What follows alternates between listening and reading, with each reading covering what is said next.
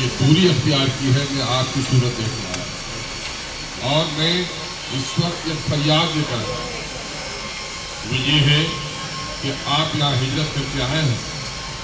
ہجرت سنت محبوب الہی ہے، ہجرت نیک مقصد کے لیے عبادت ہے۔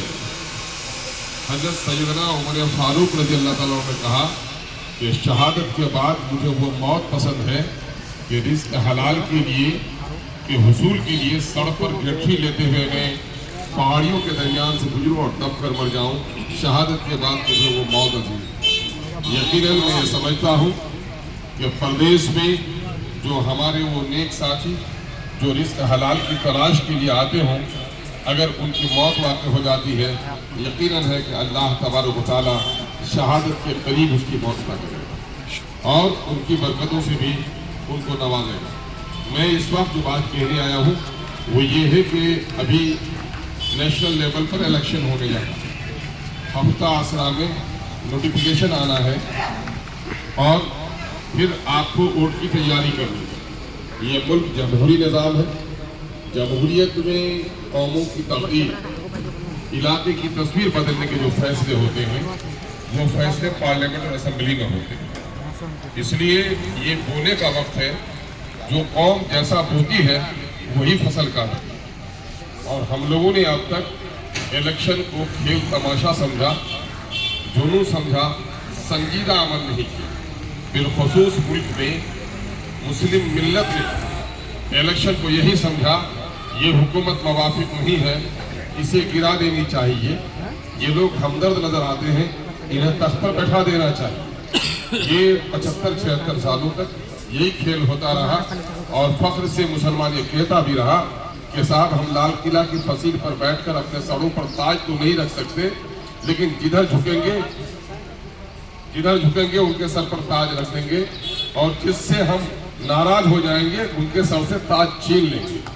لیکن ہوا یہ ہے، ہاں اس غلط فہمی میں ہو، لیکن میں کہتا ہوں کہ تم کو قدرت نے طاقت دی ہے کہ تم کسی کے سر پر تاج رکھ سکتے ہو، کسی کے سر پر سے تاج چھین سکتے ہو، تو خدا کی قسم اپنے ووٹ کا صحیح استعمال کیا تو اپنے نسلوں کی تقدیر بن سکتے ہیں۔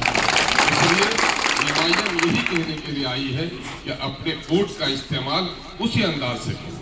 میں تفصیلی گفتگو انشاءاللہ العزیز وہاں آپ سے کروں گا۔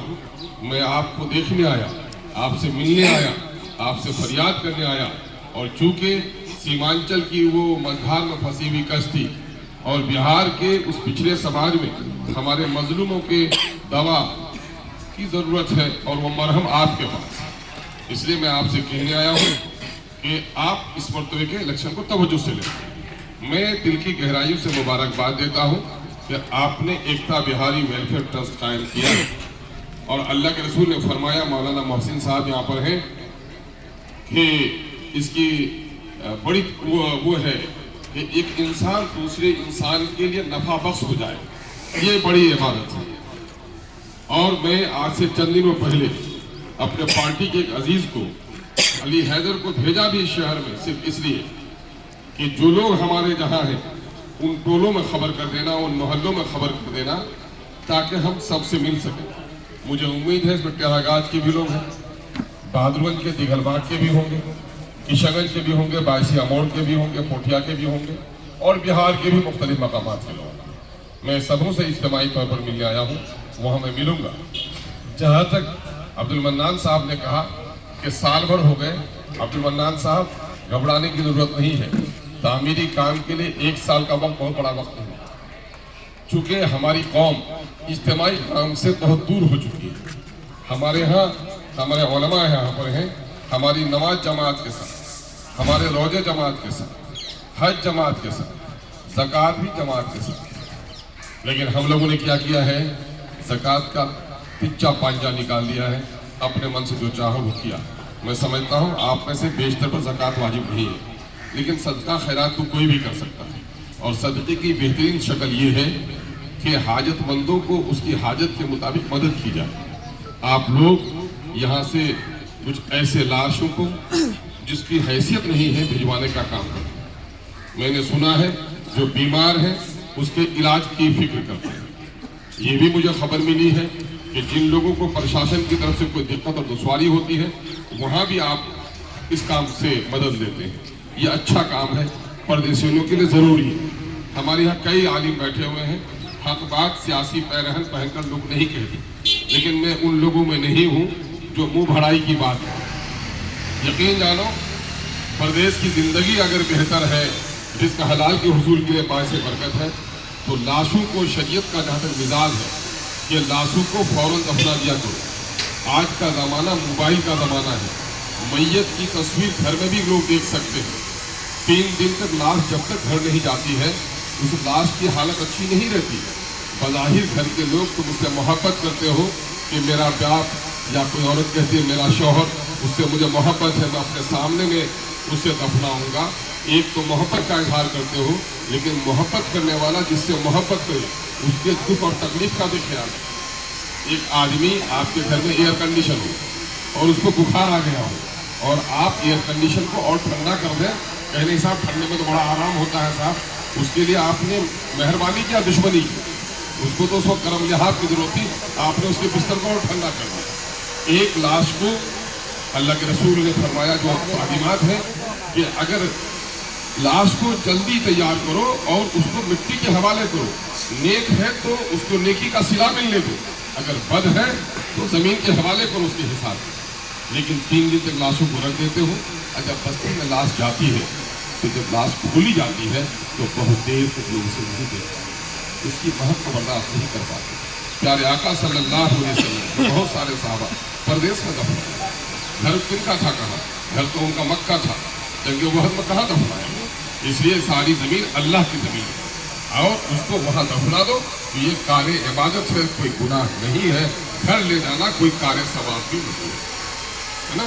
اور لاش وہ بھی قرض کر کے لے جاؤ, ہاں کسی کو حیثیت ہے وہ لے جائے, ہاں لیکن بیمار اگر کوئی ہے, کوئی حاجت مند ہے, کسی کی بیٹی کی شادی رکی ہوئی ہے, کسی کی کوئی مجبوری ہے, اس کام کے لیے ضرور ایک فنڈ جمع کرو. یہ میں آپ کو تلقین بھی کرتا ہوں, یہ میرے مشاہدات بھی ہیں. ابھی بہار کی اسمبلی میں ہم نے لڑائی لڑی اور یہ کہا کہ جو مزدور ہمارا بہار سے باہر کمانے جاتا ہے وہ صرف اپنے بیوی بچوں کے لیے کمانے نہیں جاتا, بلکہ اس کے پیسے کا ٹیکس دلی کو بھی جاتا ہے اور پٹنہ کی سلطنت کو بھی جاتا ہے. تو جب ہمارا مزدور باہر مر جاتا ہے حکومت کی کوئی خبر نہیں لیتی. ٹیکس تم لیتے ہو تو خبر تم کو لینی چاہیے. اور لڑ کر میں نہیں کیا تو ابھی ایک فیصلہ تو ہو گیا, وزیر نے اس کا اعتراف بھی کیا کہ پردیس میں جو بھی مزدور مرتا ہے اس کو فری لانے کا انتظام ہو گیا ہے. ڈبرواری کا نوجوان ہے, ابھی 3 مہینے پہلے ان کی یہاں لاش آئی ہے اور ایسے درجن اللہ سے آ رہی ہے. ہماری لڑائی ہے کہ بہار دیش کے دوسرے حصے میں بھی ہمارا مزدور اگر حادثاتی طور پر شکار ہوتا ہے یا اس کو قدرتی طور پر موت آتی ہے, اس کے لاش کے پہنچانے کا بہار حکومت کرے جو ہمارے خون اور پسینے کے ٹیکس کا پیسہ لیتی ہے, اور کیندر کی سرکار کرے جو ہمارے ٹیکس کا حصہ لیتی ہے. یہ لڑائی ہم لوگ ساتھیوں اور کاروباری ساتھیوں بات کروں گا. ابھی گورنمنٹ کے بہت سارے اسکیمز ہیں. اگر آپ لیبر کارڈ لے لیتے ہو, آپ رجسٹرڈ کرا لیتے ہو, تو آپ کا بہت سارا کلیم, بہت سارا انشورنس آپ کو مل جاتا ہے. 3 سال کے درمیان میں آپ کو گھر کے مرمت کے لیے 25,000 روپے مل جائے گا, علاج کے لیے پیسے ملتے ہیں. لیکن میں سمجھتا ہوں یہ کام آپ نہیں کرتے اور اس اسکیم سے آپ کی واقفیت بھی نہیں ہے. میں ایک بار پوری کاغذات آپ کو بھجوا دوں گا اور میں ایکتا ویلفیئر بہاری ٹرسٹ سے گزارش کروں گا کہ آپ اپنے طور پر بھی مدد کیجیے اور حکومت کی جو پالیسیاں ہیں اس سے بھی فائدہ اٹھائیے. اس لیے کہ وہ پیسہ کسی کے ابا جان کا نہیں ہے, وہ پیسہ بھی آپ کا ہے, اس کو حاصل کرنے کا طریقہ آپ کو معلوم ہونا چاہیے. میں ایک بات اور کہتا ہوں پردیسی نوجوانوں, مذہب دنیا میں آیا امن و امان کے لیے, محبت کے لیے, عدل کے لیے, انصاف کے لیے, نفرت کے لیے نہیں آیا. کچھ لوگ ہیں اپنے سیاسی مقاصد کے لیے مذہب کا غلط استعمال کرتے ہیں, اس کے پھیرے میں کبھی مت پڑنا. یہاں آئے ہو تو سب سے بڑا ہتھیار تمہارے کردار کا ہتھیار ہے. تمہاری بولی زبان اچھی ہو, تمہارے معاملات اچھے ہو, اگر کاروبار کرتے ہو تو صداقت ہو, زبان میں اخلاق ہو, دھوکہ اور فریب نہیں ہو, فراڈ نہیں ہو. ہمارے وہاں کا کوئی لڑکا بد اخلاقی کا شکار نہ ہو. ایک لڑکا جہاں کوئی بدتمیزی کر لیتا ہے اس کی وجہ سے ہماری پوری آبادی متاثر ہو جاتی ہے, لوگوں کا اعتماد اٹھ جاتا ہے. ان باتوں کا خیال رکھنا. اور میں کہتا ہوں چور اور ڈاکو گاؤں میں آئے تو اس کو بات کو رگے دو, اور ہندو اور مسلمانوں میں جو نفرت پیدا کرے وہ سب سے بڑا دشمن ہے، وہ کبھی بھی دیسی نہیں ہو سکتا۔ اس کا خیال رکھو، گھر کا ہمیشہ خیال رکھو، اپنے والدین سے ضرور بات کرتے رہو، بیوی بچوں سے ٹیلی فون پہ رابطے قائم رکھو۔